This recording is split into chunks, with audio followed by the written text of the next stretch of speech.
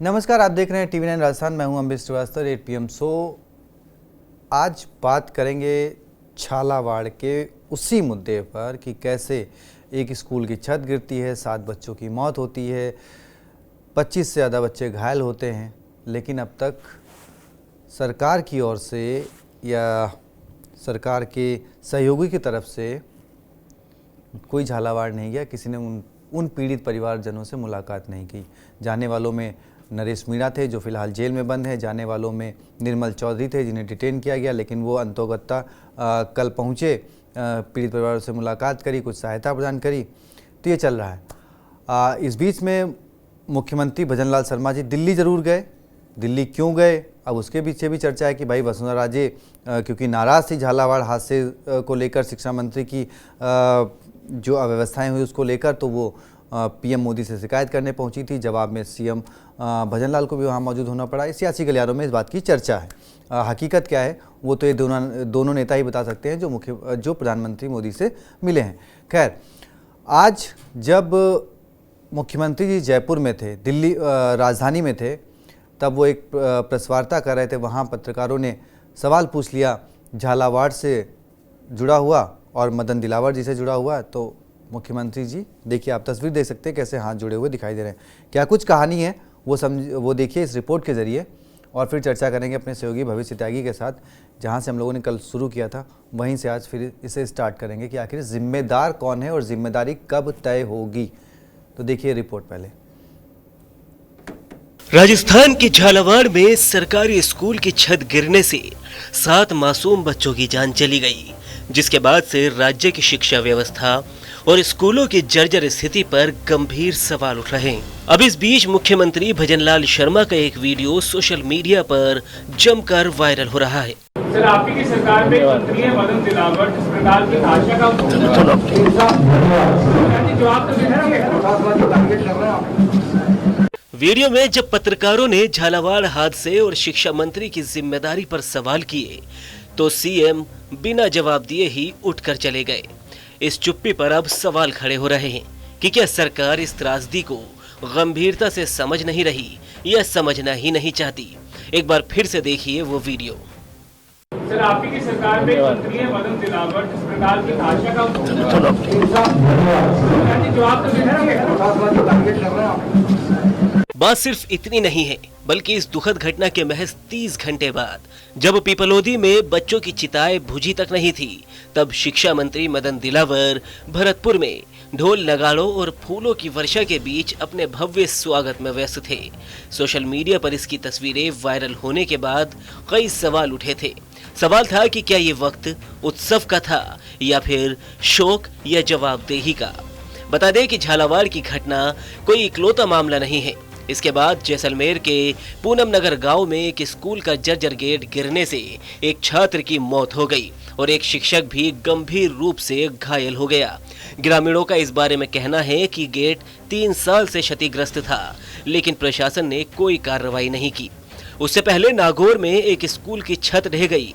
उदयपुर के वल्लभ नगर में 3 कमरों का प्लास्टर गिरा और बांसवाड़ा के मोनाडूगर में स्कूल का छज्जा टूटकर गिर गया। गनीमत रही कि यह हादसे छुट्टी के दिन हुए, वरना यहां भी त्रासदी हो सकती थी। शिक्षा विभाग के सर्वे में 2256 स्कूल जर्जर पाए गए, फिर भी मरम्मत के लिए कोई ठोस कदम क्यों नहीं उठाए गए। झालावाड़ हादसे की गूंज लोकसभा तक भी पहुंची। सांसद हनुमान बेनीवाल और राजकुमार रोत ने सरकार पर लापरवाही का आरोप लगाते हुए मृतक परिवारों के लिए 1-1 करोड़ रुपए के मुआवजे की मांग की। बेनीवाल ने इसे सिस्टम की हत्या करार दिया, लेकिन सरकार ने केवल 10 लाख रुपए की सहायता राशि की घोषणा की, जिस पर विपक्ष लगातार सरकार को घेर रहा है। हालांकि शिक्षा मंत्री मदन दिलावर ने हादसे की जिम्मेदारी तो ली, लेकिन कार्रवाई सिर्फ 5 शिक्षकों और एक जूनियर इंजीनियर के निलंबन तक सीमित रही। राजस्थान कांग्रेस के प्रदेश अध्यक्ष गोविंद सिंह डोटासरा ने इस पर भी सवाल उठाया। उन्होंने कहा कि जिम्मेदारी लेने का मतलब है इस्तीफा दो, क्योंकि शिक्षा मंत्री ने शपथ ली थी। सुनिए उनका पूरा बयान। तो शिक्षा मंत्री जी शिक्षा के ऊपर एक शब्द नहीं बोलेंगे, अनर्गल बयानबाजी करेंगे। हमने इस्तीफा मांगा है, नैतिक, वो कह रहे हैं कि नैतिक जिम्मेदारी मैंने ले ली, तो नैतिक जिम्मेदारी का मतलब तो समझो। आप ऐसे ही प्रचार करते हो। नैतिक जिम्मेदारी का मतलब है कि ये इस्तीफा लीजिए, मैं विफल हुआ हूं, मेरा जो काम मुझे दिया गया था, जो शपथ मैंने संविधान की ली थी मंत्री बनते वक्त, वो उसमें मैं विफल रहा हूं, इसलिए ये इस्तीफा लो। इस्तीफा कहाँ है उनका? दिल्ली हाजिरी लगा रहे हैं मुख्यमंत्री जी और कह रहे हैं बस ठीक है, फाइलें पेश कर रहे हैं, ये देखो हमने ये कर दिया, ये कर दिया। 2 साल में किया हुआ तो कुछ है नहीं इन्होंने। राजस्थान के स्कूलों में बार बार हो रहे हादसे एक चेतावनी है कि बच्चों की सुरक्षा से बड़ा कोई मुद्दा नहीं, लेकिन जिम्मेदार लोग जब जवाब देने से कतराते हैं और उत्सव में मशगूल रहते हैं तो सवाल उठता है कि क्या मासूमों की जान की कीमत कोई नहीं समझ पाएगा। इस वक्त जवाबदेही और ठोस कार्रवाई होनी चाहिए, न कि खामोशी अख्तियार करनी चाहिए। तो देखा आपने, जब सवाल हुआ मुख्यमंत्री से तो उन्होंने हाथ जोड़े, और कल हमारा यही सवाल हम TV9 राजस्थान का भी था, तो और आज भी वही सवाल जब उनसे पूछ लिया गया कि भाई मदन दिलावर जी, और उन्होंने पूरा सवाल भी नहीं सुना और हाथ जोड़ते हुए खड़े होके चले गए। चलिए भविष्य, कल हम लोगों ने जहां मेरे ख्याल से ख़त्म किया था, आज वहीं से शुरुआत करने के लिए CM जी ने खुद, मुख्यमंत्री जी ने मौका दे दिया कि आप देखिए, मतलब अब सवाल हुआ तो आप हाथ जोड़ के आगे बढ़ गए। जी, अब देखिए, इससे ये जो तस्वीर आई है वाकई थोड़ी सी असंवेदनशील एक व्यवहार है, और मैं इस बात को कहने से, इस शब्द को इस्तेमाल करने से कोई गुरेज आज नहीं करूँगा, क्योंकि जिस तरह का गंभीर मामला था और जिस तरह की संवेदनशीलता सरकार को इस मामले पर दिखानी चाहिए थी, अपेक्षाकृत नहीं आई। सरकार को सरकार की तरफ से इस मामले पर कुछ कठोर कदम उठाए जाने चाहिए थे, वो उस तरीके से नहीं दिखे, और उनका रवैया बहुत कुछ कह रहा है। देखिए अम्बेश, कुछ चीज़ों को तुलनात्मक दृष्टि से नहीं देखना चाहिए, और कई बातों की तुलना होती भी नहीं है, लेकिन आज मुझे दुख है कि मुझे बैठकर ये बात और इस तरह की एक तुलना पेश करनी पड़ रही है। हालांकि देखिए, एक दुखद घटना हुई, जो संघ के वरिष्ठ प्रचारक रहे हैं माणकचंद शर्मा, उनका निधन हुआ। वो लंबे समय से बीमार थे, SMS अस्पताल में भर्ती थे, उनका निधन हुआ। खैर, उनको श्रद्धांजलि मेरी, और ईश्वर जो है उनको अपने श्री चरणों में स्थान दे, उनके परिजनों के प्रति संवेदनाएं। अब देखिए, आज चाहे मुख्यमंत्री हों, शिक्षा मंत्री हों, या एक तरीके से कह लो पूरी सरकार उनको श्रद्धांजलि अर्पित करने के लिए वहाँ पहुंची। पहुंचना भी चाहिए था। मैं ये नहीं कह रहा हूँ कि सरकार को या किसी व्यक्ति को अपनी श्रद्धा सुमन अर्पित नहीं करने चाहिए थे। जो जिस व्यक्ति को मानता है, प्रेम करता है, आदर करता है, और इस ऐसे मौके पर, ऐसे दुखद मौके पर लोग इस लॉस पर दुख जाहिर करने जाना संस्कृति में कहा जाता है दुश्मन के यहाँ भी जाया जाता है। लेकिन सवाल ये कि जब आप एक वरिष्ठ संघ प्रचारक के निधन पर आप अपनी संवेदनाएं जता सकते हैं जी, आप में उतनी इंसानियत है, आप उतने संवेदनशील हैं, तो फिर आप उन 7-8 बच्चे जो झालावाड़ से लेकर जैसलमेर के हादसे में मारे गए, आप उनके प्रति इतने संवेदनशील क्यों नहीं होते? मैं एक बार फिर से इस बात पर मैं खुद के लिए भी माफ़ी मांगना चाहूँगा कि भाई मैं यहाँ बैठकर इस तरह की तुलना कर रहा हूँ, लेकिन ये तुलना मजबूरी भी है और ये दर्द भी है अम्बेश। ये दिल से निकलता हुआ एक दर्द भी है कि ऐसे उदाहरण पेश करने पड़ रहे हैं, ऐसी तुलना करनी पड़ रही है, लेकिन दर्द कहाँ से आ रहा है? दर्द आ रहा है कि हम भी लोकतंत्र का चौथा स्तंभ में गिने जाते हैं, और जब हम कुछ चीज़ों को रिपोर्ट करते हैं और ये चीज़ें बताते हैं कि देखिए कितना बड़ा हादसा हुआ, वहाँ पर मंत्री अधिकारी नहीं समय पर पहुँचते हैं, तो सवाल भी उठाते हैं बार बार। अगर इन सवालों को दरकिनार किया जाए, उन लोगों की ना सुनी जाए जो व्यक्तिगत इतने बड़े जिनका नुकसान हुआ है, जिनके बच्चे इस दुनिया से चले गए हैं सरकारी लापरवाही के चलते, और उनके कोई सुधरने को तैयार नहीं, और इस सवाल पर जवाब देने के लिए तैयार नहीं कि मुख्यमंत्री क्यों नहीं पहुंच रहे हैं, उनको क्या आप राहत दे रहे हैं, तो फिर इस तरह की तुलना होने लगेगी, इस तरह की तुलनाएं की जाने लगेगी। कल भी हम एक तुलना कर रहे थे कि भाई आप दिल्ली चले गए, देखिए दिल्ली से आया बुलावा, और या यूँ कहें कि दिल्ली से तलब किया गया तो आपको जाना पड़ा, लेकिन दिल्ली के लिए भी आपने समय निकाला, लेकिन उन बच्चों और उनके परिवार वालों के लिए आप समय नहीं निकाल पाए। एक वरिष्ठ संघ प्रचारक का निधन हुआ, दुखद है, वहाँ के लिए भी आपने समय निकाला, लेकिन जो प्रदेश, क्योंकि एक मुख्यमंत्री एक प्रदेश का गार्जियन होता है, उस प्रदेश के बच्चे अगर स्कूल की छत के नीचे दबकर मर जाए तो वो गार्जियन अगर समय ना निकाले अम्बेश, तो दुख होता है। बिल्कुल सही बात है। और देखिए जिस तरीके से सवाल था, और सवाल के बाद जो भजन लाल जी की मुस्कुराहट थी वो ठीक है, और मदन दिलावर जी जिस तरीके से अभी तक वो अपनी जिम्मेदारी मान रहे हैं, गलती मान रहे हैं, लेकिन उस गलती का खामियाजा तो उन 8 परिवारों ने भुगता है कि उनके घर का चिराग, जिससे वो उम्मीद लगाए बैठे थे कि हाँ ये बड़े होंगे तो उनका भविष्य मजबूत करेंगे। उनके माँ बाप कितनी उम्मीद लगाए बैठे थे कि हाँ ये मेरा भविष्य है, कल को बड़े होंगे तो सब कुछ करेंगे, लेकिन वो रौन दिया। अब आप उसमें मुआवजे का मरहम कितना भी लगाइए, लेकिन वो बच्चे, वो उम्मीदें वो ख़त्म हो गई। भविष्य मैं तुम्हें बताऊं, जब मैं बात करता हूं ना बच्चों के इसकी बात, तो मेरे रोंगटे खड़े हो जाते हैं, क्योंकि मैं एक बच्चे का बाप हूं। बिल्कुल सोच के मेरे रोंगटे खड़े होते हैं कि हाँ कल को अगर मेरे बेटे को ऐसे कुछ हो जाए तो सोच के रोंगटे खड़े हो जाते हैं। बिल्कुल। तो खैर, अब देखिए यहाँ पर अम्बेश एक और सवाल है। कल तक आप कह रहे थे कि नरेश मीणा वहाँ जाएंगे, लॉ एंड ऑर्डर की स्थिति खराब हो जाएगी। ठीक है, आपने नरेश मीणा को राजकार्य में बाधा डालने के आरोप में आपने जेल के अंदर कर दिया, निर्मल चौधरी को आपने डिटेन कर दिया, राजेंद्र गुड़ा को भी आपने तमाम चीज़ें समझा दी कि भाई देखिए आप आएंगे तो ऐसा ऐसा हो जाएगा। लेकिन अब क्या दिक्कत है, क्या परेशानी है, आखिर क्या वजह है कि सरकार का कोई डेलीगेशन सरकार की तरफ से या खुद मुख्यमंत्री आखिर क्यों नहीं पहुँच रहे हैं? ऐसी मजबूरी क्या है? क्या अगर अब क्या ये नाक का सवाल बन गई है? क्या उस पीड़ित परिवार को मरहम लगा देने की जो गुहार है, जो हम भी लगा रहे हैं, जो वो परिवार लगा रहा है, क्या ये नाक का सवाल सरकार के लिए बन गया है? एक हट बन गई है कि भाई अब तो ये मुमकिन नहीं है, अब तो ये एक ईगो वाली बात हो गई। तो इस तरह की चीज़ें, ये सवाल जब तक पूछे जाएंगे नहीं और जब तक इनके जवाब नहीं मिलेंगे तब तक इस तरह का क्रिटिसिज्म मुझे लगता है कि होना चाहिए। अम्बेश, मुझे लगता है कि मुझे लगता है कि एक बार नरेश मीणा ही इस चीज़ को मुझे लगता है आगे बढ़ाएंगे, क्योंकि बाकी के सांसद दिल्ली में, मैं उनके बड़े करीबी हैं। अतुल प्रधान यूपी के सतना से सांसद हैं, उन्होंने क्या कुछ कहा एक बार आपको सुनवाता हूँ, फिर नरेश मीणा पर ही आते हैं, क्योंकि एक अलग जो उन्होंने जगाई थी। ठीक है, निर्मल चौधरी कल गए, उन्होंने पीड़ित परिवारों से मुआवजा कुछ कंपनसेशन मतलब एक हिसाब से दिया, उन्होंने व्यक्तिगत तौर पर उन्होंने दिया, उन्होंने सहायता पीड़ित परिवार पहल करी।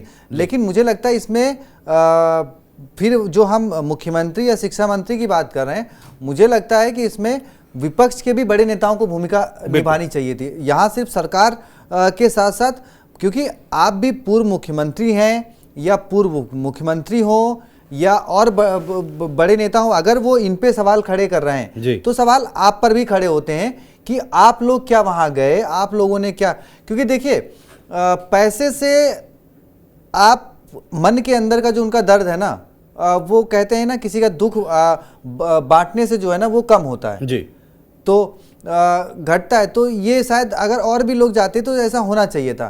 खैर, अतुल प्रधान जी ने क्या कुछ कहा, कैसे वो नरेश मीणा के जो कार्यक्रम है उसको आगे बढ़ाने की बात कर रहे हैं, वो आने वाले भी हैं, एक बार सुनवा देते हैं, फिर जब देखते हैं कि नरेश मीणा क्या वाकई अब पूरे विपक्ष की भूमिका निभाने वाले हैं, उस पर बात करेंगे।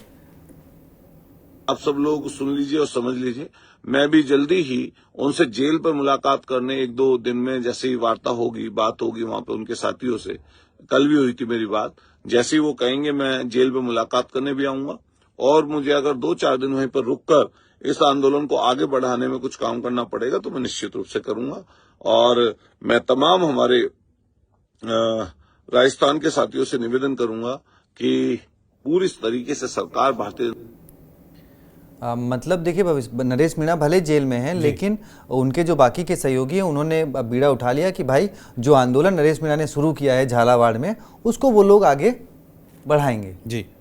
अभी देखिए, ठीक है, अतुल प्रधान और नरेश मीणा पर मैं आऊँगा, मैं वापस उस तस्वीर पर एक बार जाना चाह रहा हूँ जी। मैं कहना चाह रहा हूँ कि जब ये तस्वीर, जब सवाल पूछा गया, क्या उन पीड़ित परिजनों ने तस्वीर नहीं देखी होगी? वो पीड़ित परिजन जो आस लगाए बैठे हैं कि शायद कोई सरकार की ओर से आएगा, हमारे गार्जियन जो मुख्यमंत्री हैं आएंगे और थोड़ा दुख बांटेंगे, दुख साझा करेंगे, लेकिन उन्होंने जब तस्वीर देखी होगी तो बहुत कुछ सोचा होगा मन में। खैर ठीक है, आप अतुल प्रधान नरेश मीणा पर आ रहे हैं। नरेश मीणा को देखिए, अब ठीक अतुल प्रधान भी कह रहे हैं कि भाई ठीक है, तमाम चीज़ें वो कर रहे हैं। नरेश मीणा को लेकर मैं तो कल से कह रहा हूँ कि भाई नरेश मीणा ने जिस तरीके से इस मामले को उठाया था, अब अगर मैं राजनीतिक तौर पर बात करूं तो वो धीरे धीरे इस तरह के मामलों में अपनी उपस्थिति दर्ज कराकर जो अपनी राजनीतिक जो एक सफ़र है या जो कि पायदान है, उसकी जो सीढ़ियाँ उनको चढ़ना, तो एक एक करके वो सीढ़ियाँ चढ़ रहे हैं और अपर हैंड भी ले रहे हैं। लेकिन मुझे लगता है कि इस मामले पर उस तरह की राजनीति और उस तरह की राजनीतिक बात नहीं होनी चाहिए। लेकिन भविष्य मुझे लगता है कि जब आपके सामने वाला नहीं ध्यान दे रहा है तो फिर मुझे लगता है कि शायद ऐसी ही सियासत की जरूरत है जो नरेश मीणा करना चाह रहे हैं। बिल्कुल, क्योंकि देखिए वसुंधरा राजे पूर्व मुख्यमंत्री हैं, गई, सब कुछ हुआ, लेकिन उसका असर क्या हुआ? क्या शिक्षा मंत्री गए? क्या मुख्यमंत्री गए? क्या डिनर करने तो सारे मंत्री और वहां पहुंच जाते हैं, दूसरे मंत्रियों के घर पहुंच जाते हैं, क्या कोई सरकार की तरफ से कोई डेलीगेशन गया? आपने कैमरे पर आके या आपने पोस्ट पे आके आपने ऐलान कर दिया कि हम इतने 10-10 लाख रुपए दे रहे हैं। क्या 10-10 लाख रुपए से उनके परिवारों का उनको नींद आ जाएगी? अगले 1 महीने 1 साल मुझे लगता है हर वो पल उन माँ बाप के लिए बड़ा दुखद होगा जब वो दरवाजे पे बैठे होंगे कि हाँ मेरा जब स्कूल जाने का टाइम होगा या स्कूल से वापस आने का टाइम होगा या घर में और भी खेलने का वक्त होगा तो उन्हें याद आएगी अपने बच्चों की। आपके 10 लाख रुपए से उनका दुख जीवन भर होगा, ये उनके साथ जीवन भर होगा। क्योंकि ठीक है वक्त का मरहम है, धीरे धीरे हर जंग बढ़ता है अम्बेश, लेकिन इस तरह का जब लॉस होता है तो आजीवन उसको भरना बड़ा मुश्किल होता है। खैर मैं आ रहा हूँ, देखिए आपने कहा कि नरेश मीणा जो राजनीति कर रहे हैं, बिल्कुल जरूरत है, आप बिल्कुल ठीक कह रहे हैं। और वसुंधरा राजे गए, देखिए उनके लिए ठीक है, आप वसुंधरा जी गई, उनकी एक तरीके से इस मामले पर संवेदनशीलता की तारीफ होनी चाहिए, लेकिन दूसरे लोग तरफ ये भी कह रहे हैं कि उनकी कॉन्स्टिट्यूएंसी है, उनको जाना ही था।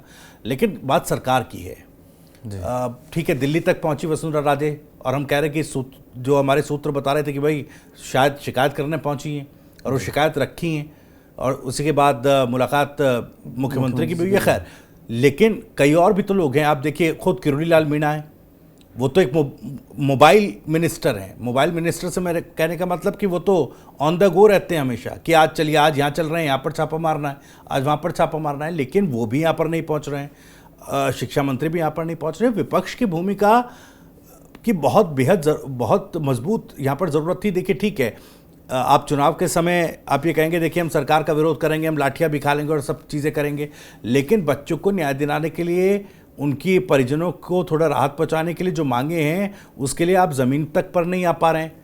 ठीक है, अब आप कहते रहे कि अशोक गहलोत साहब कि भाई आप पूर्व मुख्यमंत्री हैं, बड़े नेता कैसे आएंगे, सचिन पायलट बड़े नेता हो गए हैं, राष्ट्रीय स्तर के नेता हो गए हैं, वो कैसे इस तरह के मामलों में आ गए। लेकिन यहीं से कहीं ना कहीं आपका जो एक तरीके से कहा जाए जो जनाधार है अम्बेश, वो यहीं से बनना बिगड़ना शुरू होता है। बिल्कुल, आपने तो खुद किरोड़ी लाल मीणा के कितने इंटरव्यू किए हैं जब वो सड़कों पर बैठे होते। बिल्कुल बिल्कुल, आप इसके गवाह हैं, आपने खुद किए हैं कि जहां भी कहीं हादसा होता था, पूरे राजस्थान में कहीं पर भी हो, राजधानी में बच्चों के साथ रात में बैठना हो या बारिश में बैठना हो या ठंड में बैठना हो, आप इसी से गवाह हैं। और उसी का नतीजा था, क्योंकि सबने माना, खुद प्रधानमंत्री मोदी जी ने भी कहा कि हाँ जो संघर्ष 80 साल में किरोड़ी जी दिखा रहे हैं वो राजस्थान के बाकी नेता नहीं दिखा पा रहे हैं जी।